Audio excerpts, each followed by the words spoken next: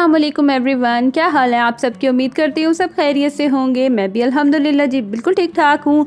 तो आज आपके साथ एक और व्लॉग लेके हाज़िर हुई हूँ और आज का व्लॉग मैंने स्टार्ट किया है सुबह से। सुबह का टाइम था, नमाज़ पढ़ने के बाद फ़ौरन से फिर मैं आ जाती हूँ किचन में, क्योंकि अब सर्दियाँ हैं ना, तो नमाज़ पढ़ते पढ़ते जो है इबादत करते इतना टाइम हो जाता है कि बच्चों के फिर ब्रेकफास्ट बनाने का, लंच बनाने का ना टाइम हो जाता है। तो उसके बाद मैं आ गई थी किचन में, चीज़ें वगैरह सारी मैंने इकट्ठी की और छोटे बेटे का फीडर मैंने वॉश किया, क्योंकि मैं ना ये फिर गर्म करके रख देती हूँ और वो ज़रा सा भी हिलता है ना, उठने की कोशिश करता है, तो फिर मैं उसको फ़ौरन से फीडर दे देती हूँ। तो मेरी कोशिश तो यही होती है कि थोड़ी देर वो सोया रहे ताकि बच्चे स्कूल चले जाए ना, तो आधा पौना घंटा मैं भी लेट जाऊँ, क्योंकि हस्बैंड भी मेरे जाते हैं 9-10 बजे तक। तो मेरी कोशिश होती है कि थोड़ी देर ना मैं लेट जाऊँ। अच्छा, वैसे अगर फ़ौरन ये इस टाइम उठ जाए ना, तो फिर तो बच्चे स्कूल चले जाएँ तो सो जाता है, लेकिन अगर ये थोड़ी देर से उठे ना, फिर सोता नहीं है। और सर्दियाँ हैं ना, तो आपको पता है कि सर्दियों में वैसे ही सुबह जो है वो बड़ी सुस्ती सी हो रही होती है, दिल करता है कि इंसान बस बिस्तर में ही घुसा रहे और निकले ही ना। खैर, बच्चों के लिए यहाँ पे मैं बना रही थी ब्रेकफास्ट, उनको दूंगी नाश्ता, और जितनी देर में वो नाश्ता करेंगे फिर मैं जो है वो आगे लंच बना लूँगी उनके लिए। और अभी आपके साथ एक बड़े मज़े का जो है ना, वो बड़ा इजी सा क्विक सा जो है ना, मैं लंच शेयर करूँगी। तो उम्मीद करती हूँ कि आपको भी पसंद आएगा। जो बच्चे नॉर्मली एग ब्रेड नहीं ना लेके जाते, हल्का सा मैंने उसमें ट्विस्ट देती हूँ। इवन के मेरे मतलब बच्चे वैसे सिंपल एग ब्रेड पसंद नहीं करते, तो इस तरह मैं बना दूँ ना तो बड़े शौक से खा लेते हैं।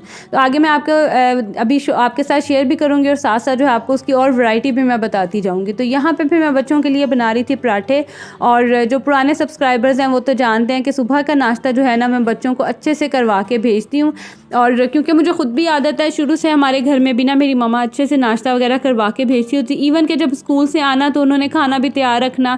जो पहले मतलब हमारी मदर्स होती थी ना, यकीन करें माशाल्लाह माशाल्लाह इतनी एक्टिव होती थी ना वो, कि अभी भी हम उन्हें देखें ना तो हमसे कई गुना बेहतर जो है ना वो स्टिल इस एज में भी हैं। अल्लाह पाक सबके माँ बाप को अपने हिफ्ज़ व अमान में रखे। तो यहाँ पे मैं आपको दिखा रही थी, जब से मैंने ये चेस्टर रोल यहाँ ला के रखा है ना, तो ये ओरियो चढ़ता है इसके ऊपर और यहाँ से चढ़ जाता है ये ऊपर जो शेड है ना यहाँ पे, और यहाँ चढ़ के बैठ जाता है, क्योंकि सुबह के टाइम ना यहाँ पे आके बैठती हैं चिड़ियाँ, तो उनके साथ फिर ये लगा रहता है और इसने अपनी ना ये नई स्पोर्ट बना ली है। तो चलो मैं आपको बताती हूँ कि मैं लंच किस तरह से बनाती हूँ। मैंने सिंपल जो है ना नमक मिर्च डाल के एग को मैंने इसके ऊपर रखा है, तवे के ऊपर या पैन के ऊपर, और फ़ौरन से ना आपने ब्रेड को इसके अंदर डिप करना है, और बस डिप करके आपने फ़ौरन उठा लेना है, इसके ऊपर ज़्यादा आपने रखना नहीं है। तो ब्रेड की जो है ना दूसरी साइड पे भी एग लग जाएगा, और हल्का सा घी लगा के, ऑयल लगा के हमने ना इस तरह से ब्रेड की दूसरी साइड को भी फ्राई करके इसके अंदर रखना है अंडा। अच्छा, आप चाहें इसके अंदर मायोनीज़ केचप भी ऐड कर सकते हैं, आप इसमें चीज़ भी ऐड कर सकते हैं, आप इसके अंदर स्क्रैम्बल एग भी ऐड कर सकते हैं, या दूसरा सिंपल ऑमलेट बना के भी आप इसमें ऐड कर सकते हैं। इसका टेस्ट इतना मज़े का लगता है ना, ये दोनों तरफ से जो है ना जब एग की कोटिंग हो जाती है ना, तो थोड़ा सा ना इसका टेस्ट बड़ा डिफरेंट सा हो जाता है और बड़ा मज़े का जो है ना वो टेस्ट आ जाता है। तो खैर यहाँ पे फिर मैं बेटी का लंच रेडी करूँगी, और बेटों ने जो है आज पैसे लेके जाने थे, तो जस्ट मैंने ना सिर्फ बेटी के लिए बनाना था। मैंने कहा चलिए आपके साथ भी जो है ना वो रेसिपी शेयर कर दी थी। छोटी मोटी सी चीज़ें होती हैं, शेयर कर देना तो एक नया आइडिया मिल जाता है। तो खैर यहाँ पे बच्चे चले गए स्कूल, हस्बैंड भी चले गए ऑफिस, और मैं आ गई थी फिर से अपने कमरे में और सफाई करने के लिए। तो रूम की करूँगी क्लीनिंग, नीटनेस करूँगी, ज़ाहिर है सफाई तो मेड ने करनी होती है। यहाँ देख लें 12 बजे का टाइम हो रहा है, बस उठते उठाते और काम शाम करते चीज़ें समेटते ना नॉर्मली ये टाइम हो ही जाता है। तो कोशिश तो यही होती है, क्योंकि मेड मेरी आती है 12:15 बजे 12:30 बजे, तो कोशिश होती है कि उसके आने से पहले जो है ना मैं सारी क्लीनिंग कर लूँ। तो बेडशीट भी मैंने क्लीन कर ली, और ये ना मैंने रूम में थोड़ी सी चेंजिंग की है, वो ये कि यहाँ पे मैंने रखी है ये चारपाई फ़िलहाल तो चारपाई रखी है, देसी तरीका ही मैंने यूज़ किया है, लेकिन यहाँ पे मेरा इरादा है कि डे बेड ला के मैं रखूँगी ना, तो अभी तो मेरे पास वो अवेलेबल नहीं था। इंशाल्लाह ताला वो हफ़्ते तक वो भी आ जाएगा। तो फ़िलहाल मैंने ये गुजारा करी हूँ चारपाई से, क्योंकि जो बेटी है ना मेरी, वो मेरे बगैर नहीं सोती। उसकी रात को भी आँख खुलेगी ना तो उसने कहना है कि बस मम्मा जो है ना आप आ जाओ मेरे पास आके लेट जाओ। तो बड़े ना प्रॉब्लम होती थी, माशाल्लाह बच्चे भी अब बड़े हो गए हैं, तो फिर उसको ना मैं यहाँ पे सुला लेती हूँ। बच्चे मतलब बेटा भी यहाँ अक्सर सो जाएगा, कभी बेटी सो जाएगी, कभी इवन के मैं भी सो जाती हूँ। तो खैर उसके बाद फिर मैं आ गई थी ऊपर। मेरे कपड़े, वैसे मेरा इरादा था धोने का, लेकिन कपड़े नहीं मैं धो सकी, क्योंकि फिर मुझे ना अचानक बाज़ार जाना पड़ा किसी काम से। तो मैं यहाँ पे ना फिर मैंने ये सर्फ़ देख लें जो दोनों मैंने आपको दिखाए थे, इनको मैं मिक्स करूँगी, दोनों पैकेट्स को मैं इसमें डालूँगी और अच्छे से जो है ना इसे मिक्स कर लूँगी। बड़ा अच्छा जो है ना इसका रिज़ल्ट आ जाता है, क्योंकि मैंने हर तरह का, मैंने सर्फ़ एक्सेल भी यूज़ किया है, मैंने सिंपल एरियल भी यूज़ किया है, बोनस भी, सनलाइट भी मैंने यूज़ किया है, इवन मैंने ब्राइट भी यूज़ किया है, लेकिन ये जो मिक्सचर है ना ये मैजिक का काम कर लेता है। मेरे 1-2 सूट थे जो नए थे, तो अच्छा मैं ना कभी भी नए कपड़े जो है ना वो मशीन में नहीं वॉश करती हूँ, कोशिश करती हूँ अगर तो साफ़ ही है ना तो फिर मैं उन्हें इस तरह से पानी में थोड़ी देर के लिए भिगो देती हूँ और फिर वॉश कर लेती हूँ। इस तरह ना कपड़े भी बड़े अरसा मतलब चल जाते हैं, नए-नए रहते हैं, जल्दी ख़राब भी नहीं होते हैं। तो इनको मैं करूँगी सर्फ़ में डिप और थोड़ी देर के लिए इसमें डिप करूँगी, क्योंकि इतने तो आपको पता है कपड़े गंदे होते नहीं, ज़्यादा से ज़्यादा क्या है कोई छोटा-मोटा स्टेन लग जाएगा या मतलब गर्मियों में तो ये होता है कि स्वेटिंग वगैरह का इशू होता है। और जब मैं ये कपड़े धो रही थी तो ये देखें मेरा मासूम सा बच्चा जो सिर्फ यहाँ पे मासूम लग रहा है, सीढ़ियों में बैठा इतना मज़े का लग रहा था ना, आपस में पता नहीं क्या बोलने लगा हुआ था, बातें कर रहा था, तो बड़ा माशाल्लाह माशाल्लाह क्यूट लग रहा था। खैर उसके बाद यहाँ पे जो है ना फिर मेरा मूड हुआ अपनी बेटी की कटिंग करने का। इसकी कटिंग जो है ना मैं थोड़े टाइम के बाद करती रहती हूँ, क्योंकि ना फिर ये होता है कि इसके माशाल्लाह ना बालों की ग्रोथ तो अच्छी हो जाती है, लेकिन इसके बाल इतने बारीक हैं, इतने पतले बाल हैं ना कि लंबे तो हो जाते हैं, लेकिन आगे से जो है ना वो इसकी अजीब से जो है ना वो मतलब कह लें कि टेंडी नज़र आना शुरू हो जाती है। अच्छा इसके बाल जो है ना इसकी फैमिली पे हैं, बहुत हल्के बाल हैं। मैं जब छोटी थी ना मेरे माशाल्लाह बाल बहुत हेल्दी थे, इतने मोटे मोटे मेरे बाल थे, लेकिन अब आके ज़ाहिर है एज के साथ थोड़े लाइट हो गए हैं, लेकिन इसके जो बाल हैं ना वो बहुत पतले बाल हैं कर्ली, लेकिन पतले बहुत हैं। तो ये ना मैंने एक नई कोई ट्रिक देखी थी नेट पे, यूट्यूब पे मैंने सर्च किया था, मैंने कहा चलें इस तरह से ना इसके बालों पे ट्राई करती हूँ। अभी तो छोटी है, अभी तो करने देती है और मैं भी ना बड़े मज़े मज़े से ट्राई करती रहती हूँ। वैसे तो मैं कोई एक्सपर्ट नहीं हूँ, लेकिन ये है कि सिंपल ट्रिमिंग वगैरह करनी हो तो वो मैं कर लेती हूँ। इवन कि मैं अपने बालों की भी ना खुद ही ट्रिमिंग करती हूँ, मुझे तो काफ़ी टाइम हो गया मैंने पार्लर से कटिंग भी नहीं करवाई है। तो यहाँ पे ना मैंने क्या किया था कि 3 सेक्शन में जो है ना इसकी पोनी कर ली थी मैंने। आप देख सकते हैं एक फ्रंट सेक्शन है, एक मिडल सेक्शन और एक बैक सेक्शन है। और बालों को ना मैंने सबसे पहले जो एंड पे है ना उसकी कटिंग की, और हमने क्या करना है कि एक ही लेवल पे जो है ना वो बालों की कटिंग करनी है।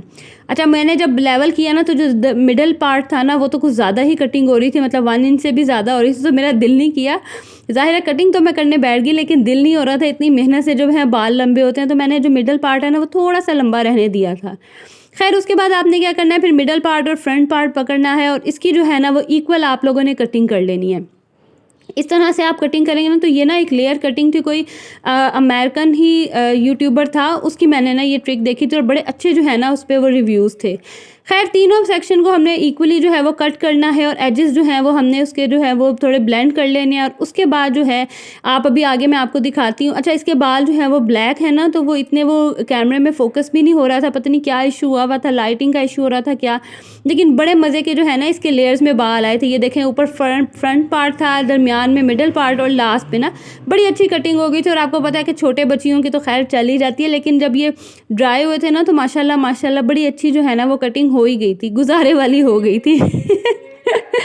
ज़ाहिर पार्लर जाके उनको भी जो इतने पैसे देने हैं, तो बच्चों ने कौन सा कोई फैशन शो में जाना होता है। बस ये है हल्की हल्की सी इनकी ट्रिमिंग होती रहे ना, तो ज़रा बालों की भी अच्छी ग्रोथ रहती है और बाल भी हेल्दी हो जाते हैं। उसके बाद फिर आ गई थी मैं मार्केट। मम्मा ने जो है इस दफ़ा कुछ शॉपिंग करनी थी। अच्छा ये है कि मैं मतलब मम्मा के पास रहती हूँ ना, और मम्मा के साथ और कोई जाने वाला होता नहीं है, तो मैंने भी कोई चीज़ लेनी हो मम्मा को साथ ले जाती हूँ, या मम्मा ने कुछ लेना हो तो फिर हम लोग ना इकट्ठे चले जाते हैं। और यहाँ पे ड्रेसेस लेने थे, कुछ सिस्टर के लिए लेने थे, कुछ मामा ने अपने लिए देखने थे, तो हम आ गए थे बाज़ार। और मैंने कहा चलें आपको भी जो है ना मैं पाकिस्तानी बाज़ार दिखा देती हूँ।